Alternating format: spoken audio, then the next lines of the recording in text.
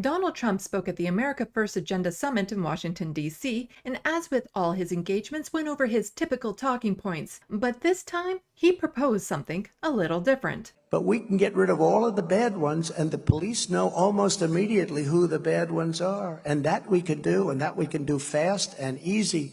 At the same time, we should implement a bond system and a financial penalty so that anyone who comes to our country on a temporary visa and fails to depart suffers significant financial consequences, and we take the money away from the country.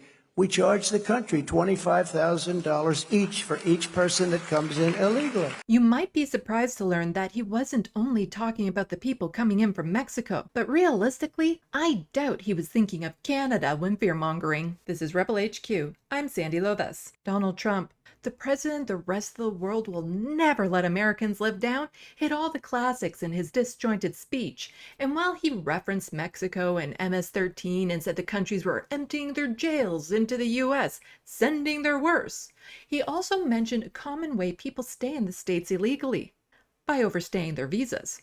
And the biggest culprit of this is Canada.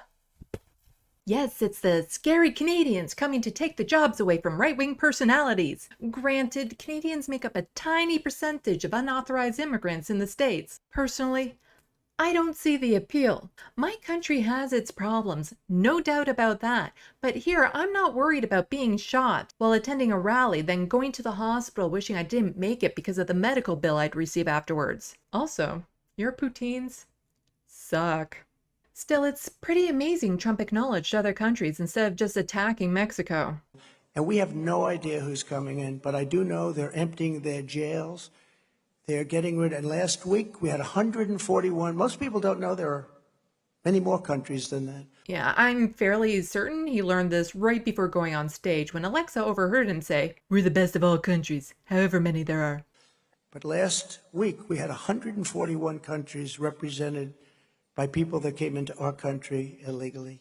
We don't know who they are, where they're from. We know nothing about them. Except you just said they're coming from jails and are from 141 different countries. Let's go with this for a minute. Trump wants to charge countries $25,000 per person they've sent into the States illegally. And you know what? I'm fine with that. So long as the reverse applies and other countries can charge the states for every person they've sent into their countries illegally. Iraq. Let's use them as an example of this policy. Unlike Trump's description of people crossing the border from Mexico, the U.S. sent an invading force into Iraq and stayed there illegally for years. So if Trump's proposal goes through, then Iraq should be allowed to charge the states $25,000 for every individual soldier that ever stepped foot in their country.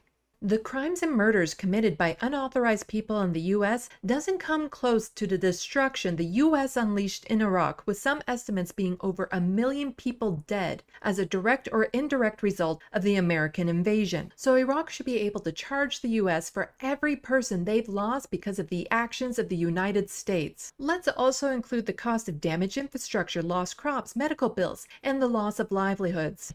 After adjusting for inflation and Canadian conversion, I calculate America would owe Iraq a lot of money.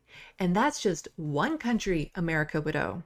But considering the U.S. government refuses to pay the medical bills for their veterans, I seriously doubt they'd be willing to pay compensation to any country they invade going forward.